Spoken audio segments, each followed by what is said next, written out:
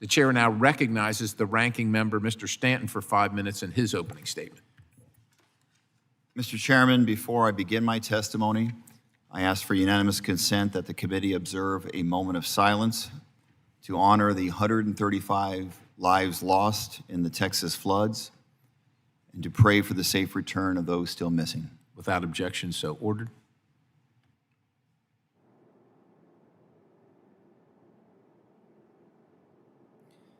Thank you, Mr. Chairman. For the sake of time, I ask unanimous consent to submit for the record news accounts corroborating the details I'm about to provide in my opening statement. Mr. Chairman, thank you for Without objection, so ordered. Mr. Chairman, thank you for holding this hearing and focusing our mission to the Federal Emergency Management Agency.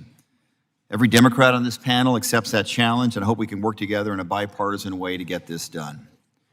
The news out of Texas is heartbreaking. On July 4th, flash floods swept through Kerrville and nearby communities, claiming 135 lives, including 37 children. We have learned the faces and stories of the victims, young girls whose dreams were stolen, camp staff who gave their lives leading children to safety, a father who punched through the window to save his family before bleeding to death from his injuries, and two little sisters swept away together, later found holding hands. So many grieving neighbors and families on the ground who have been working around the clock in response to this disaster. To those brave women and men, we see you, we thank you, and we will not forget your heroism. Meanwhile, the acting FEMA administrator, David Richardson, before us today, was missing in action. For the first 48 hours, the most critical window for search and rescue, he never visited the National Response Coordination Center. For more than a week, he stayed away from Texas, and for 10 days, he made no statement about this tragedy. Not a word of sympathy or reassurance to the public. When he appeared finally in Texas on July 12th, it felt like a box-checking exercise to quiet his critics. He stayed only a few hours.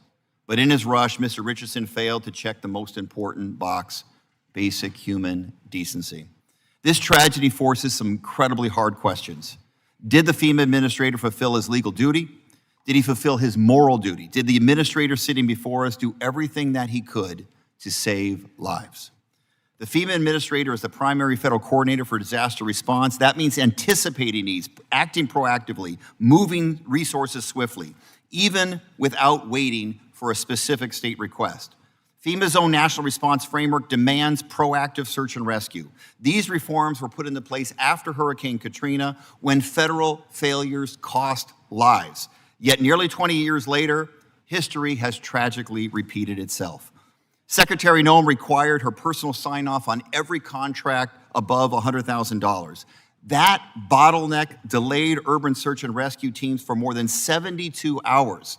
By the time many urban search and rescue teams reached Texas, no one had been found alive for days. Days. On July 5th, less than 24 hours after the tragedy, FEMA's call center contract expired because of this $100,000 sign-off policy. The result, the vast majority of calls from survivors went unanswered. Families desperate for shelter and aid were met with silence. Can you imagine losing a family member, losing your home, and having your call go unanswered when you're looking for a lifeline? Yet on July 11th, with over 100 people still missing and search teams still working to find people, President Trump and Secretary Noem called it, quote, the best FEMA response ever, unquote. All while this administration was working to dismantle FEMA, the very agency whose workers were still risking their lives to save others. According to CNN, FEMA's search and rescue chief resigned in frustration over the Texas response. DHS bureaucratic hurdles cost his team critical time and likely lives. This committee has a duty to uncover why FEMA failed to meet its obligations and ensure no community ever faces these failures again. So I look forward to questioning Mr. Richardson about these stunning breakdowns in leadership and how we fix them. Thank you, Mr. Chairman. I yield back.